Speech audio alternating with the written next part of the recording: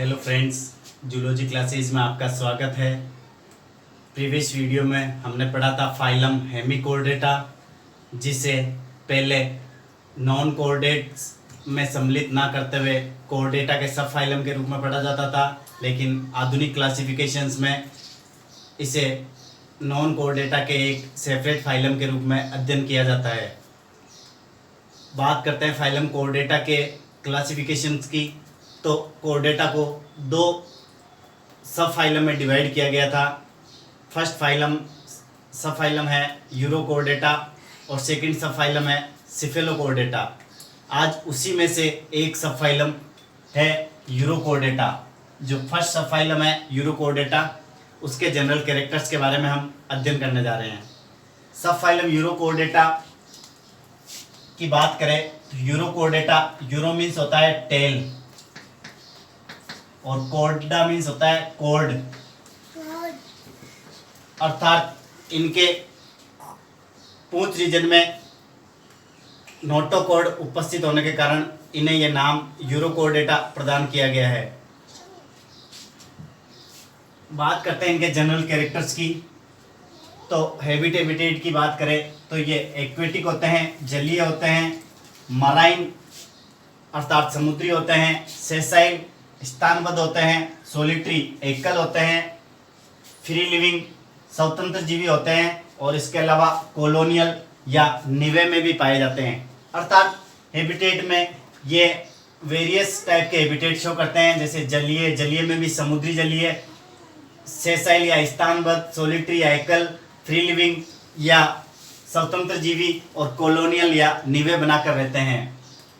बात करते हैं हम इनके बॉडी की। तो बॉडी इज शेक लाइक।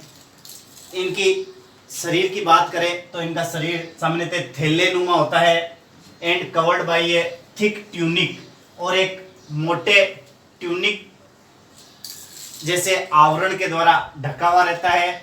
यह आवरण सेल्यूलोज के समान एक सब्सटेंसेज या पदार्थ का बना होता है, जिसे हम ट्यूनिसिन कहते हैं।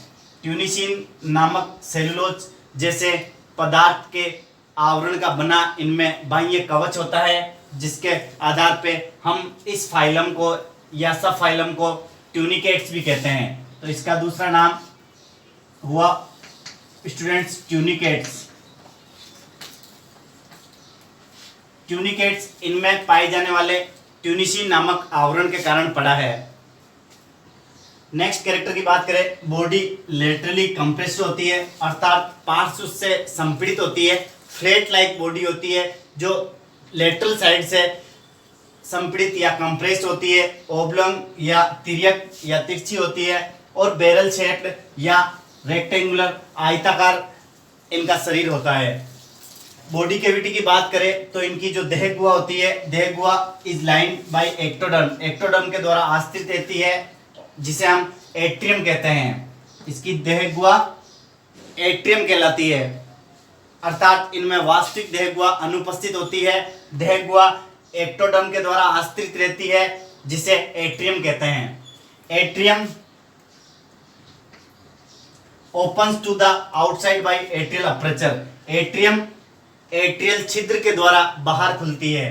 एट्रियल छिद्र की बात करें तो इनकी बॉडी में दो विशेष प्रकार के छिद्र देखने को मिलते हैं, जिसे ब्रेंकियल साइफन और एट्रियल साइफन कहते हैं। ब्रेंकियल साइफन और एट्रियल साइफन दोनों ही अलग अलग प्रकार के कार्य करते हैं। ब्रेंकियल साइफन से जल इनके शरीर के भीतर वाटर करंट के द्वारा पहुंचता है और एट्रियल साइफन के द्वारा वाटर करंट जल शरीर से बाहर निकलती है। अर्थात इनमें सिलियरी प्रकार का न्यूट्रिशन देखने को मिलता है या पोषण देखने को मिलता है।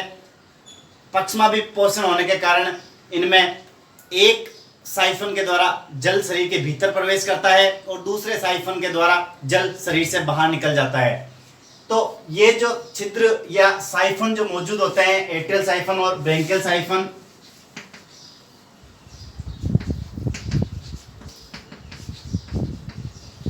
एट्रियल साइफन और branchial siphon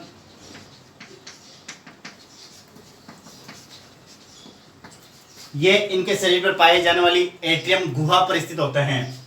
atrium opens to the outside by atrial aperture. Atrium atrial aperture के द्वारा बाहर खुलती है। There is a large pharynx, एक बड़े आकार की ग्रसनी होती है जिसे ब्रेंकियल सेक भी कह सकते हैं या ब्रेंकियल कोस भी कह सकते हैं। Which has too many pairs of gill slits, जिसमें 2 से लेकर कई जोड़ी युग्मित गिल स्लाइड्स या क्लोम दरारें उपस्थित होती है, जो कि मुख्यतः रेस्पिरेशन का कार्य करती है। जो रेस्पिरेशन के लिए जो गिल स्लाइड्स या क्लोम दरारें जो उपस्थित होती है वो ब्रेंकियल सेक में होती है। ब्रेंकियल सेक आप कह सकते हो इसके फेरिंग को, क्योंकि इसकी फेरिंग्स या ग्रसनी एक मोटे थैलेनुमा संरचना के रूप में पूरे शरीर में फैली हुई रहती है, जिसमें कई जोड़ी युग्मित क्लोम दरारें पाई जाती है और ये क्लोम दरारों में कई छोटे छोटे स्टिग्मेटा या रंध्र पाए जाते हैं जो वाटर करंट के द्वारा रेस्पिरेशन का कार्य करते हैं। इसके अलावा अन्य कैरेक्टर्स की बात करें तो there is a ventral heart, एक अधर हृदय उपस्थित होता है जो कि संकुचनशील होता है, कॉन्ट्रैक्टाइल प्रकार का होता है।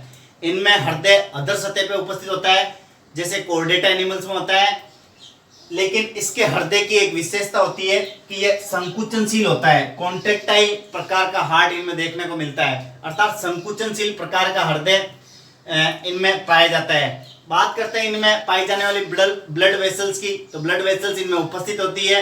इसके अलावा इनके सर्कुलेटरी सिस्टम में विभिन्न प्रकार की सेल्स पाई जाती है, अलग अलग प्रकार की अमीबोसाइट सेल्स पाई जाती है, जैसे वेनेडोसाइट एक महत्वपूर्ण सेल्स है वेनेडोसाइट, जो कि वेनेडियम का सिक्रीशन करती है। तो अमीबोसाइट सेल्स इनके सर्कुलेटरी सिस्टम का एक पार्ट है।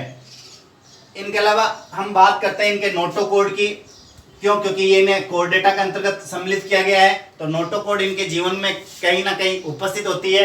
Notochord occurs in the tail region of the larva, notochord केवल इनके लार्वा में उपस्थित होती है, अर्थात पृष्ठरज्जु इनके लार्वा अवस्था में उपस्थित होती है और एडल्ट अवस्था में ये पृष्ठरज्जु हासित हो जाती है या एब्सेंट हो जाती है। इसी के बेसिस पे नाम रखा गया था इनका यूरोकोर्डेटा, अर्थात टेल रीजन में नोटोकोड प्रेजेंस होने के कारण इनको यूरोकोर्डेट्स कहा गया।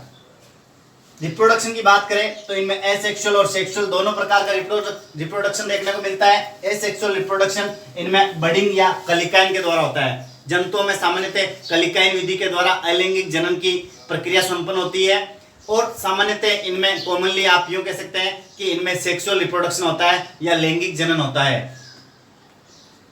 अगर हम बात करें फर्टिलाइजेशन की तो फर्टिलाइजेशन इनमें एक्सटर्नल होता है। फर्टिलाइजेशन अर्थात निषेचन इनमें बाह्य प्रकार का होता है, क्योंकि एक्वेटिक हैबिटेट शो करते हैं और मराइन हैबिटेट शो करते हैं, इसलिए इनमें गेमिट्स वाटर में रिलीज कर दिए जाते हैं, जहां अनफॉर्चुनेटली मेल गेमिट और फीमेल गेमिट का फ्यूजन होता है और निषेचन की प्रक्रिया संपन्न होती है। बात करते हैं इनके जंतुओं के सेक्सेस की, तो ये बाइसेक्सुअल एनिमल होते हैं, अर्थात द्विलिंगी या उभयलिंगी जंतु होते हैं जिनमें नर और मादा जननांग उपस्थित होते हैं, अर्थात एक ही जंतु में नर व मादा जननांग उपस्थित होते हैं, इसलिए इन्हें हर्मेफ्रोडाइट या उभयलिंगी जंतु भी कह सकते हैं या बाइसेक्सुअल एनिमल्स भी कहते हैं, जिनमें फर्टिलाइजेशन एक्सटर्नल प्रकार का होता है। डेवलपमेंट की बात करें तो परिवर्तन इनमें सामान्यतः अप्रत्यक्ष प्रकार का होता है, अर्थात इनमें कोई ना कोई मध्यवर्ती अवस्था उपस्थित होती है जिसे हम लार्वा अवस्था कह सकते हैं। और इनमें पाए जाने वाले लार्वा की बात करें तो इनका लार्वा टेडपोल कहलाता है। मेंढक के समान लार्वा होने के कारण इन्हें टेडपोल लार्वा कहा जाता है। लार्वा इनका फ्री स्विमिंग अर्थात स्वतंत्र रूप से तैरने वाला होता है, जिसे हम टेडपोल लार्वा कहते हैं। इनके अलावा एक विशेष बात करें इनके लार्वा से रिलेटेड, तो इनका लार्वा एडल्ट जंतुओं की अपेक्षा अधिक मजबूत होता है और टेडपोल लार्वा में एक विशेषता पाई जाती है, इसे आप नोट कर सकते हैं, बेहद ही इंपॉर्टेंट नोट है ये, इसे स्टूडेंट्स ध्यान रखें, ये एग्जाम के पॉइंट ऑफ व्यू से बहुत महत्वपूर्ण है। इनमें पाए जाने वाला tadpole larva retrogressive Metamorphosis show करता है, अर्थात प्रतिगामी कायांतरण दर्शाता है। आप सब समझते हैं कि कायांतरण दो प्रकार का होता है, एक प्रोग्रेसिव मेटामॉर्फोसिस, दूसरा रेट्रोग्रेसिव मेटामॉर्फोसिस।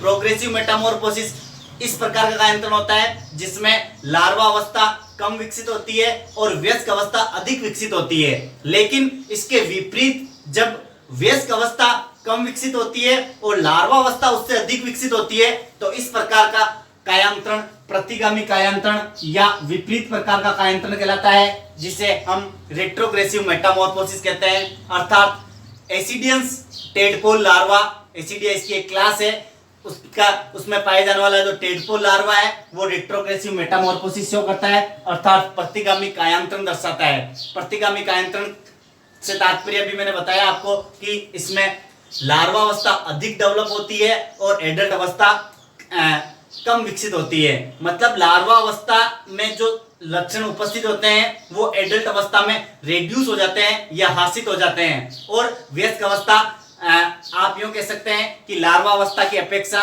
या तुलनात्मक तरीके से वयस्क अवस्था इसकी कम विकसित होती है लार्वा के बजाय।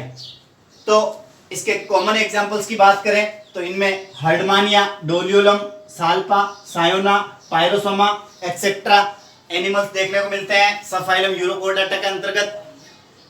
क्योंकि आपको पता है सबफाइलम यूरोकोर्डेटा का जब मैंने आउटलाइन स्केच बनाया था कोर्डेटा का, तो सबफाइलम यूरोकोर्डेटा की 3 क्लासेस के बारे में डिस्क्राइब किया था।